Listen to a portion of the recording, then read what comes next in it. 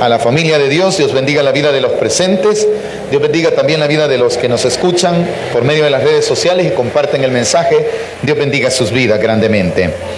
Vamos a meditar en esta noche en la segunda carta del apóstol Juan, la cual es un solo capítulo en el que se escribe a una iglesia a la cual él llama como señora amada o elegida. Por ello, en el versículo 1, en el saludo de toda carta, dice así, en cuanto a esta carta de San Juan, dice así: el anciano a la señora elegida y a sus hijos, a quienes yo amo en la verdad, y no solo yo, sino también todos los que han conocido la verdad. El versículo 1 establece tres cosas que debemos de saber en la segunda carta. Uno es que él se describe como un anciano o como el apóstol Pablo decía, ¿verdad? Yo, apóstol de Jesucristo por la voluntad y la gracia del Señor Dios Todopoderoso. Aquí el apóstol Juan utiliza el término anciano, no por edad, sino como el título que se le daba a los líderes de aquel tiempo de las iglesias. Entonces el escritor sagrado utiliza ese término, ¿verdad? No para vanagloria en ninguna manera, sino que lo hace como para identificar quién es el que está escribiendo a esa iglesia, a la cual él llama también elegida, señora elegida, y más adelante dice escogida también o amada, ¿verdad? Entonces, entendemos que la carta es escrita por el apóstol Juan, aunque aquí no aparece yo Juan, ¿verdad? Pero la palabra anciano se refería a él atribuyéndose para glorificar el nombre de Dios como un líder de la iglesia. Y a la remitente, quien escribe la carta, es a quien va dirigida, le llama señora elegida, que es en sí una iglesia, ¿verdad? No es que esté escribiendo una carta a una mujer, sino que llama a la iglesia señora. ¿Por qué? Porque usted y yo somos la esposa del Cordero.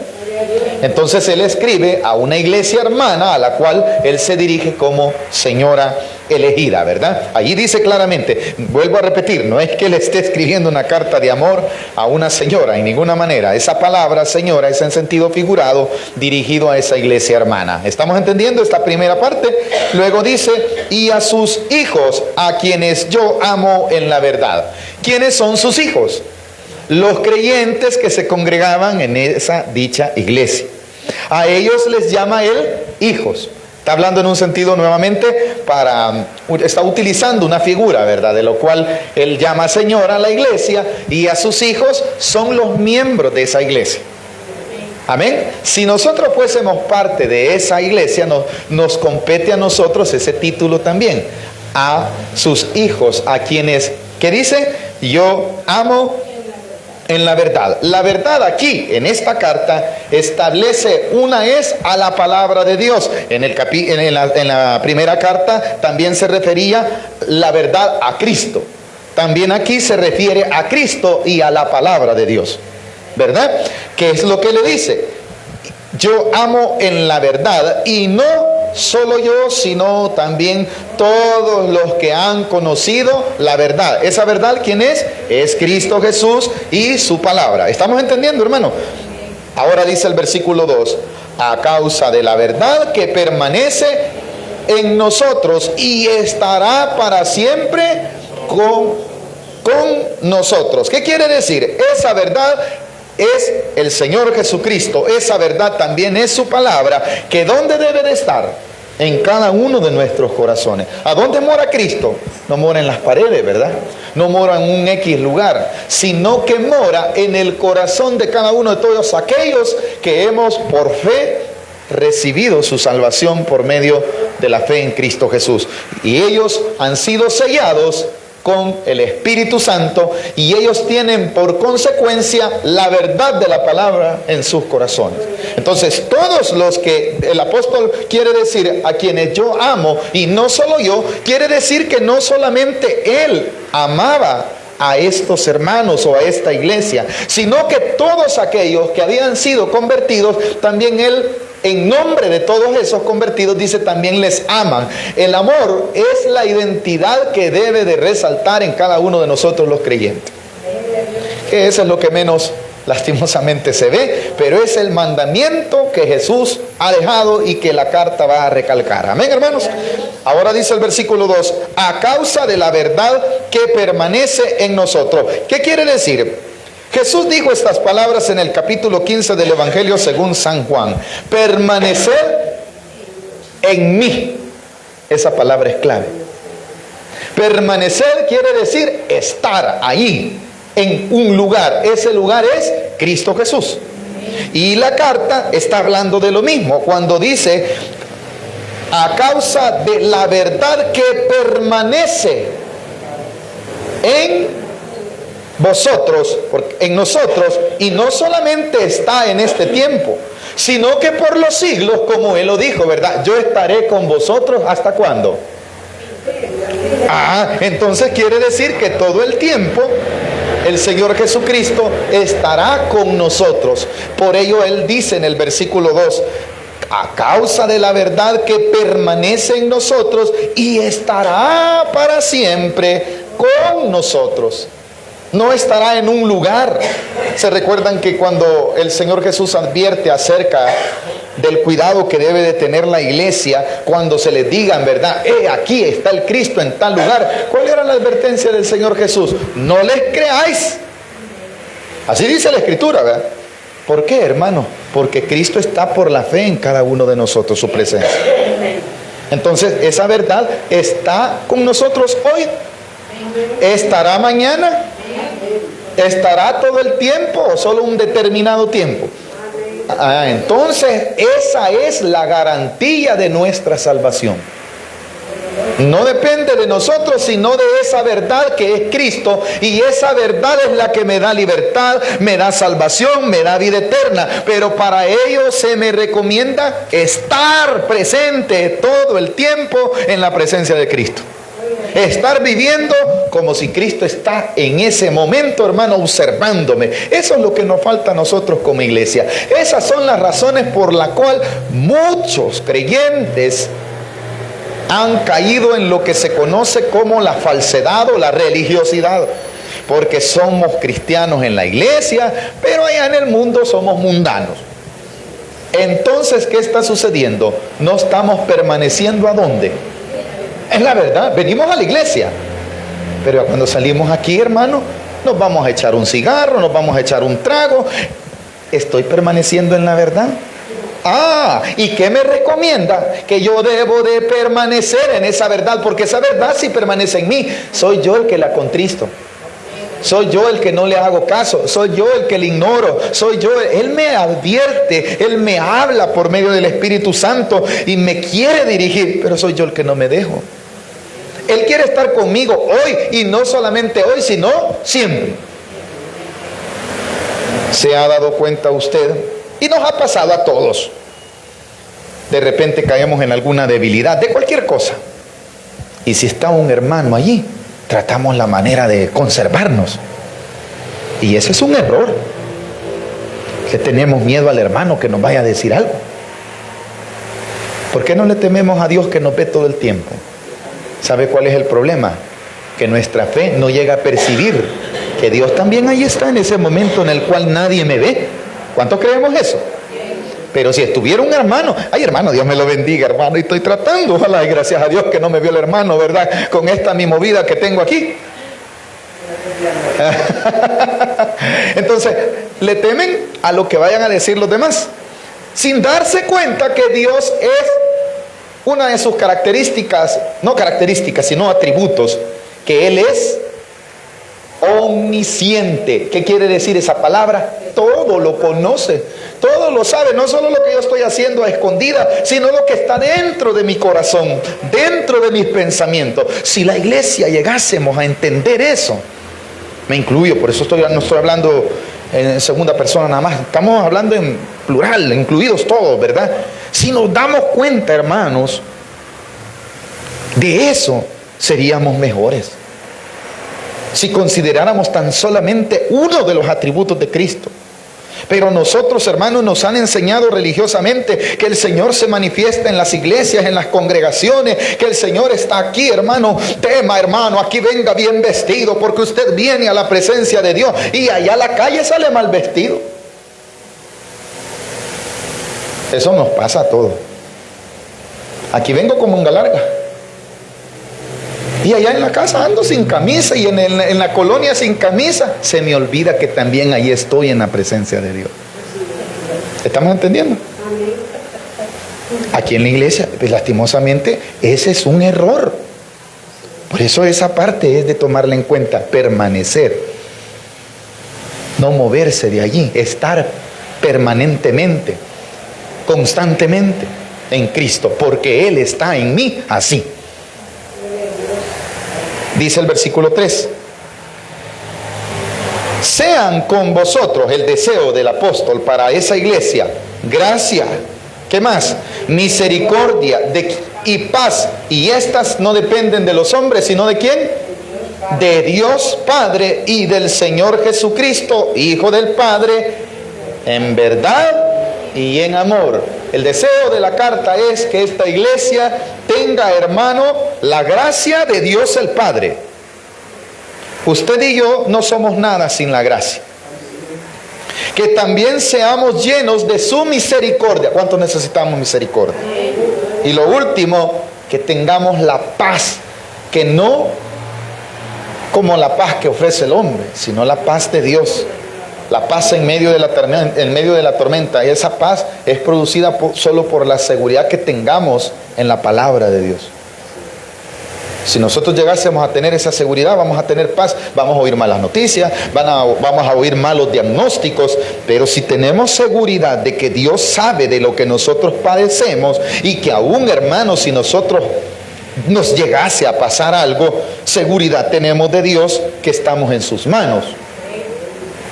Y es por ello, hermano, que esto es necesario ponerlo en práctica cuando vienen esos momentos difíciles.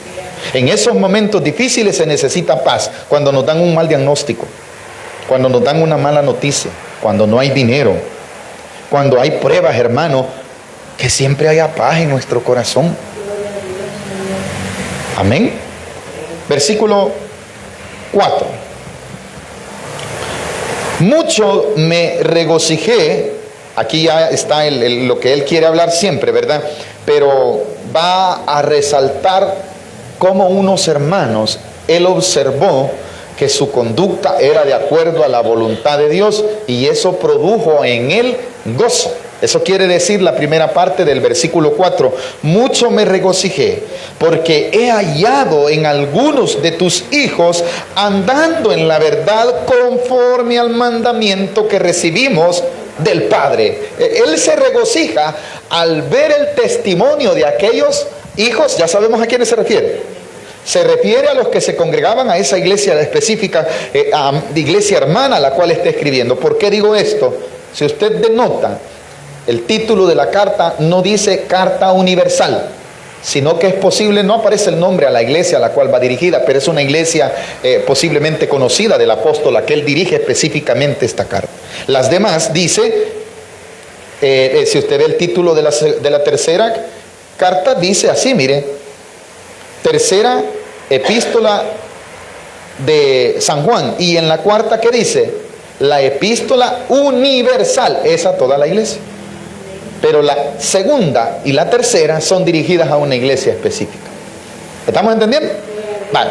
Entonces, cuando él dice me regocijé, es que le produjo a él gozo ver cómo unos hermanos habían sido transformados por el poder de Dios. Y no sé si a usted le produce gozo cuando ve una conversión, pero cuando se notan los frutos del Espíritu que empiezan a emanar y a florecer de esta persona.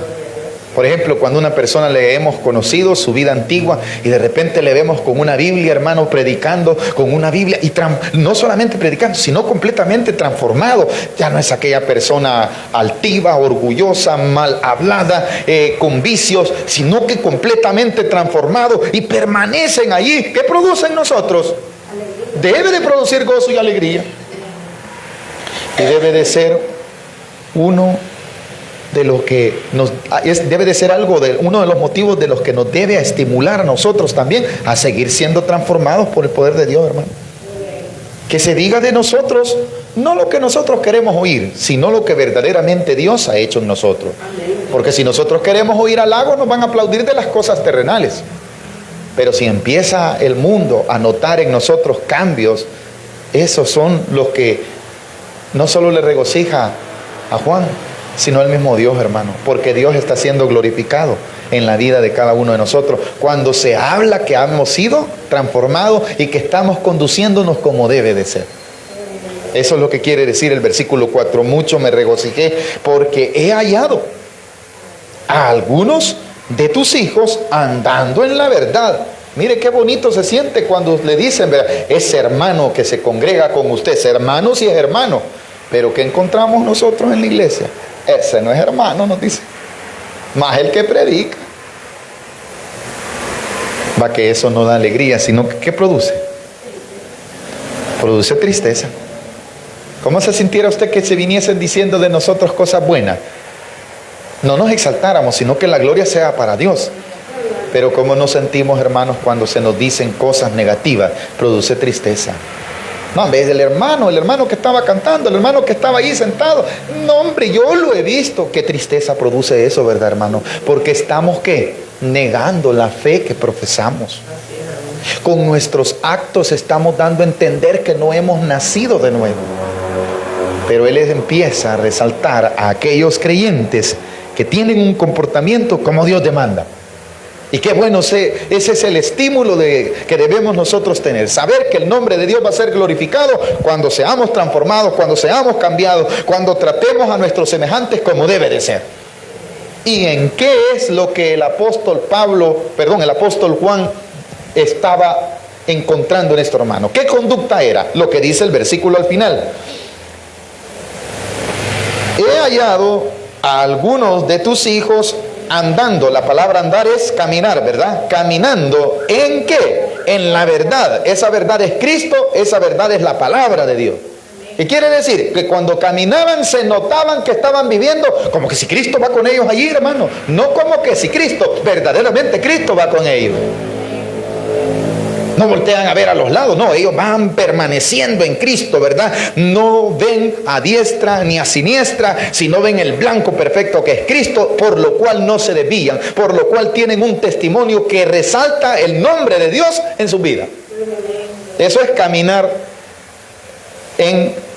permaneciendo, como dice en el versículo, algunos de tus hijos andando en la verdad conforme al mandamiento que recibimos. No de un hombre, sino de ¿quién? Del Padre. ¿Y cuál es ese mandamiento? Versículo 5. Y ahora te ruego, Señora, a toda la iglesia. Eso quiere decir esa palabra. ¿Estamos entendiendo, hermano? No como escribiéndote un nuevo mandamiento, sino el que hemos tenido desde el principio. ¿Cuál es? Que nos amemos unos a otros. Qué duro. Qué duro, hermano, porque repetitivamente en Primera de Juan, en Segunda y en todas las cartas habla acerca del amor. Y ese amor no se dice, se practica. De lo que Dios nos hablaba, ¿verdad? Un día de esto. Miren, hermanos, el mejor mensaje es el que nosotros damos con nuestra conducta. Ese es el mejor mensaje. El mensaje que le llega a la gente, hermano, no son las palabras. El mensaje que le llega a la gente es lo que ve en nosotros. Puedo hablar bonito, pero así como hablo, debo de reflejar lo que estoy hablando.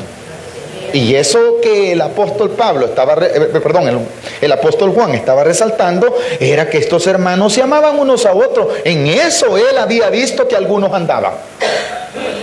Que no había contiendas como en una de las cartas del apóstol Pablo, si no me equivoco, en Primera de Corintios, que dice, he oído que por los de Cloé que algunos de vosotros están en ¿qué? En contiendas y divisiones, en pleitos. Qué feo que es lo que le llevaron a decir al apóstol, ¿no? que algunos empezaban a decir: yo soy de Pablo, yo soy de Apolo, como en el tiempo de hoy. Yo soy de la iglesia de abajo, yo soy de la iglesia de arriba, yo soy de la iglesia de en medio, yo soy del pastor tal. Ya no son de Cristo, hermano. Divididos, hermano. Pero ¿ha oído usted esos comentarios? Cuando estos deberían decir: ahí están unos hermanos regocijándose. Independientemente la denominación, independientemente el nombre de la iglesia, son nuestros hermanos en Cristo. Si ellos tienen problemas para con Dios, es un problema entre ellos y Dios, pero yo los debo de amar como mis hermanos. Yo les debo de saludar como mis hermanos, porque profesan a Cristo. Si no viven como Cristo demanda, ese es el problema de ellos. Pero mi obligación es amarlos. Ahora dice el versículo 5: y ahora te ruego, señora, no como escribiéndote un nuevo mandamiento, sino el que hemos tenido desde el principio, que nos amemos unos a otros. Ese es el mismo mandamiento. Este no se lo está inventando, no es un nuevo, este ya se había dado a conocer, no por los hombres, sino por el Padre. Versículo 6: y este es el amor, que andemos. Otra vez la palabra, el verbo andar es caminar. Que andemos según sus mandamientos. Este es el mandamiento, que andéis, otra vez, en amor, como vosotros habéis oído, nuevamente, desde él. Vaya, no es un nuevo mandamiento, como lo dijo en la primera carta, en el capítulo 4. ¿Se recuerdan que habló de que Dios era amor? Y que él decía: no estoy hablando un nuevo mandamiento, sino el que ya está establecido, del que vino a hablar nuestro Señor Jesucristo. De ese mismo mandamiento está recalcando en la segunda carta. Parece ser que somos llamados a vivir amándonos unos a otros, demostrándonos amor. No con pleitos, no con contiendas, no con divisiones, no con murmuraciones entre unos y otros. No debe de existir eso. Ese es el mandamiento que Dios ha establecido. Amén. Ahora dice el 7. ¿Por qué? El problema es que quienes no viven así, la palabra de Dios les llama engañadores. ¿Y por qué? Porque tienen dos cosas, dos características que solo la debemos de tener los creyentes. La característica de vivir en amor, la característica de permanecer en la verdad que es Cristo. El que no tiene esas cosas, ¿qué es? Es un engañador. Así le llama la Escritura en el versículo 7. ¿Lo podemos leer? Porque muchos engañadores han salido por el mundo, que no confiesan que Jesucristo ha venido en carne. Quien esto hace es el engañador y el anticristo. Aquel que no confiesa a Jesús como el Hijo de Dios, como el Mesías, este no permanece en la verdad. Amén. Aquel hermano que está negando la venida de Cristo, este está siendo engañado. Y no solo está siendo engañado, sino que también es un engañador. Y tiene por consecuencia el espíritu del anticristo. Y por consecuencia su forma de vivir no va a ser de acuerdo a Cristo. ¿Estamos de acuerdo? Y aquí es donde debemos de tener cuidado cuando nosotros compartimos esas cosas. Porque allí nos va a exhortar en el versículo 8, no a que no seamos hospedadores, ni tampoco, hermano, a que nosotros no los saludemos en ninguna manera, sino lo que la palabra de Dios nos va a decir, el versículo 8 y 9, es que si nosotros sabemos que ellos no confiesan a Cristo, que vino en carne, que fue crucificado, muerto y que resucitó, no debemos nosotros considerarlos a ellos como que son hermanos. Ahí está haciendo una división, no de hermanos, porque ellos no son hermanos desde el momento en el cual no confiesan a Jesucristo como el Señor de su vida. Necesitan ser convertidos. Y si predican y confiesan otra cosa, no debemos nosotros compartir esa enseñanza. Vea lo que dice la exhortación del versículo 8. Mirad por vosotros mismos. Reflexionen ustedes. Reflexionemos, está diciendo el versículo 8, ¿verdad? ¿Y qué es lo que debemos de reflexionar? Pongamos la atención debida a eso que ellos predican. Yo he oído de muchos que les dicen hermanos a aquellos que niegan la divinidad de Cristo, y hasta les abren la puerta y andan con ellos y viven casi con ellos, en el sentido de que lo que ellos dicen amén. Y eso es incorrecto. Según la Escritura, no está hablando que vamos a ir a contender con ellos, sino que lo que nos está exhortando es a no oír esas cosas, ni mucho menos compartirlas, decirles que están en lo correcto. Eso es lo que quiere decir el versículo 8 cuando dice: mirad por vosotros mismos para que no perdáis el fruto de vuestro trabajo, sino que recibáis galardón completo. Cuidadito con eso, les dice. No se vayan a confiar pensando que yendo con ellos están bien, porque entonces están perdiendo lo que ya cosecharon, lo que han avanzado, lo que han alcanzado, ese fruto que produce el Espíritu Santo, ese fruto de obedecer ese mandamiento. Le están propensos ¿a qué? Correcto. Están propensos a ya no progresar en el Evangelio. Y lo peor de todo es que estos engañadores, no crea usted que están en el bien, se han extraviado. Lo que está diciendo es que peligroso también nosotros nos podemos extraviar con ellos si empezamos a compartir su forma de vivir y su enseñanza. ¿Estamos de acuerdo? Por lo que dice el versículo 8 y 9, dijimos, ¿verdad? Dice: mirad por vosotros mismos para que no perdáis el fruto de vuestro trabajo, sino que recibáis galardón completo. Cualquiera que se extravía y no persevera en la doctrina de Cristo, no tiene a Dios. El que persevera en la doctrina de Cristo, ese sí tiene al Padre y tiene al Hijo. ¿Qué dijo en la primera carta de Juan? El que tiene al Hijo tiene al Padre, y si tiene al Hijo tiene la vida, tiene la verdad, tiene la luz, tiene el amor. Si alguno, hermano, empieza a negar a Cristo, ¿qué está diciendo la Escritura? Que se ha extraviado. Hermano, fíjate que no fui a la reunión de ustedes, porque fui a otra reunión donde unos hermanos viera y le llama hermanos. Miren, me dan cafecito. ¿Y en qué libro meditaron? No, ellos llevan una revista, hermano. Ay, hermano, ¿qué es eso? ¿Extravío? Porque ya no están permaneciendo en la verdad que es Cristo, y ya no están permaneciendo en la verdad que es la palabra de Dios. Están como extraviados. Entonces, ¿qué debemos de hacer con esta gente? Eso es lo que va a recomendar el versículo 11. Versículo 10, perdón. Si alguno viene a vosotros y no trae esta doctrina, ¿cuál doctrina?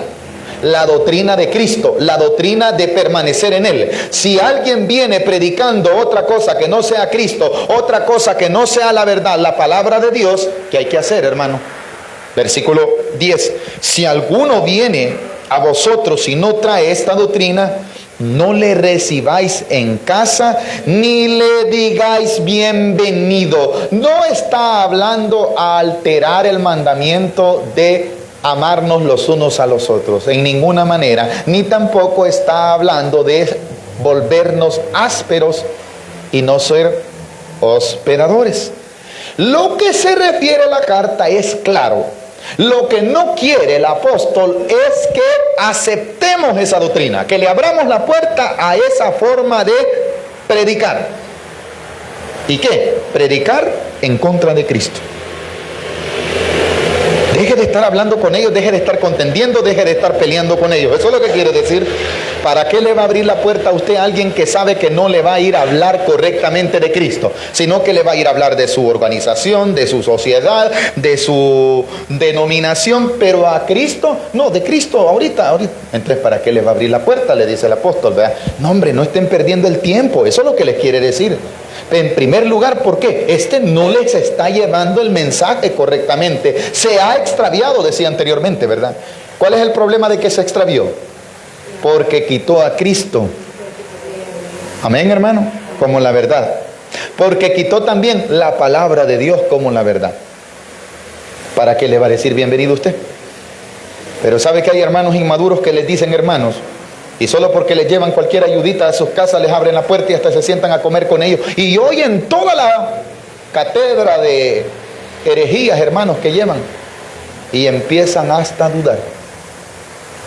Empiezan a decir, el infierno no existe, Dios solo es amor,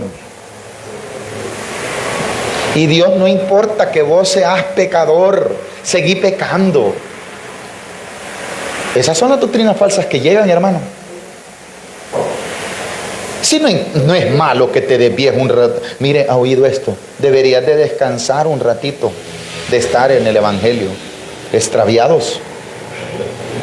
Amén, hermano. ¿Y por qué solo le dan crédito a Cristo? Extraviados, hermano. Y la gente abriéndole la puerta. ¿Estamos de acuerdo, hermano? ¿Y qué doctrina están llevando? Falsa doctrina, porque están hablando en contra de Cristo. Y sin Cristo no hay salvación, sin Cristo no hay perdón de pecado, sin Cristo no hay vida eterna, sin Cristo no hay nada de lo que Él prometió. Si quitan a Cristo, entonces a esos que quitan a Cristo no les abra su corazón.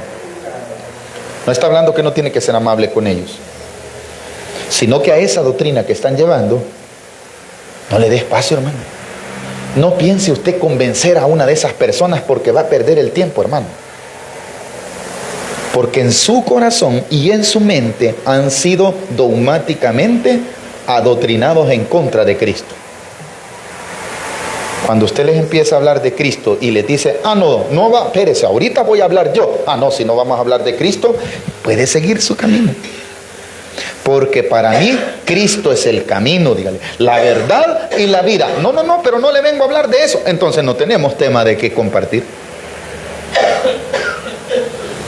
Toda iglesia, no digamos iglesia, porque no es iglesia. Sin Cristo no hay iglesia también. Todo aquel, dejémoslo allí, toda aquella persona que no profesa a Cristo, lo dijo en el versículo 7, esta persona no es conforme a la verdad. Porque ha quitado el centro de todo, y el centro de todo es Cristo. ¿Estamos entendiendo? Vaya, avancemos entonces, versículo 10. Si alguno viene a vosotros, ahí está la recomendación, ¿verdad? Y no trae esta doctrina. ¿Cuál doctrina? La de Cristo, la de la verdad, la de la palabra de Dios. ¿Qué dice, hermano? No le recibáis en casa. Quiere decir, hermano, no que usted, bueno, si necesitan algo usted les puede ayudar, pero lo que no debe de compartir es su doctrina. No está hablando de no ser hospedadores. No está hablando de no ser amables. Está hablando de no darle la bienvenida en el corazón a esa falsa doctrina. Avancemos, versículo 11. Porque aquí está el grave problema que traen ellos sin Cristo. Porque el que le dice bienvenido participa de ¿qué? Como no tienen a Cristo, ¿qué hay en ellos? Amén. ¿Quién es el que produce las buenas obras? Es Cristo. Y sin Cristo, nada es bueno. Amén, hermanos. ¿Estamos entendiendo por qué razón no debemos nosotros compartir esas falsas doctrinas? Si son hermanos, ¿cómo va a creer que son hermanos? Si son hermanos, dígale, vamos a adorar el nombre de Cristo primero. Vamos a... No, es que aquí nosotros le venimos a enseñar. ¿Qué me vienen a enseñar? Si ya les estoy hablando de Cristo. Por eso esa gente que hace proselitismo, independientemente de la denominación, hermano, posiblemente esa gente está extraviada, porque no han puesto su mirada en Cristo Jesús. Porque han puesto su mirada en un pastor, porque han puesto su mirada en una denominación, y no han puesto su mirada en el Salvador, que es Cristo Jesús. El mensaje principal debe de ser Jesucristo. Terminemos en el versículo 12 y 13. ¿Nos quedó clara esta parte, hermano? Entonces, si yo le abro el corazón a esas personas que no predican a Cristo, estoy siendo partícipe de lo malo que ellos hagan. Amén. 12 y 13. Tengo muchas cosas que escribiros, pero no he querido hacerlo por medio de papel y tinta, pues espero ir a vosotros a hablar cara a cara para que nuestro gozo sea cumplido. El deseo del apóstol Juan, al igual que el del apóstol Pablo, en el corazón de él estaba ver a los hermanos cara a cara. Les dice, tengo mucho que escribirles, pero yo un día espero estar con ustedes y hablar sin intermediarios, hablar claramente. Quisiera escribirles más cosas, porque más hay que escribirles, les dice, pero yo tengo la fe que un día estaré con vosotros cara a cara. Versículo 13 para finalizar. Los hijos de tu hermana, la elegida, te saludan, amén. Por ello digo que es una iglesia hermana. Le llama a esta iglesia señora, ¿cómo más? Elegida. ¿Y qué dice el final del versículo? Los hijos de tu hermana, ¿quiénes son ellos también? Los miembros de la congregación a la cual él pertenecía. Pero ¿cómo veía a la otra iglesia que predicaba lo mismo el apóstol Juan? Igual. Entonces usted y yo somos una iglesia hermana de otra iglesia hermana que predique a Cristo crucificado y resucitado. ¿Son nuestros hermanos? ¿Los va a ir a evangelizar usted? No, pero puede hablar del mismo tema. Puede reunirse y escuchar en cuanto a tener un mismo tema de doctrina. No estoy diciendo, hermano, que nosotros vamos a ser ásperos, sino que usted ya tiene a Cristo. ¿Para qué va a ir a otro lugar donde sabe que no van a predicar de Cristo? O que a Cristo le quieren agregar otro tipo de doctrina. No, pero no solo es Cristo, como me dijo alguien, ¿verdad? No, pero no solo es Cristo, sino que también está la madre de él, dijo él. Ya es extraviado. ¿Y yo para qué me voy a poner a discutir, hermano? No le diga bienvenida a esa doctrina, no a la persona, sino a lo que predica. ¿Nos queda claro el mensaje, hermano? ¿Hemos aprendido algo esta noche? Entonces, ese mensaje también no solamente era para esa iglesia hermana en Cristo, sino también para nosotros. ¿Cuál era el mensaje principal? Que nosotros resaltemos el amor en nosotros, que rechacemos la falsa doctrina que niega a Cristo y que permanezcamos en esa sana doctrina que es la verdad, que es Cristo y la palabra de Dios. ¿Hemos aprendido algo esta noche? Dejémoslo hasta aquí y démosle la gloria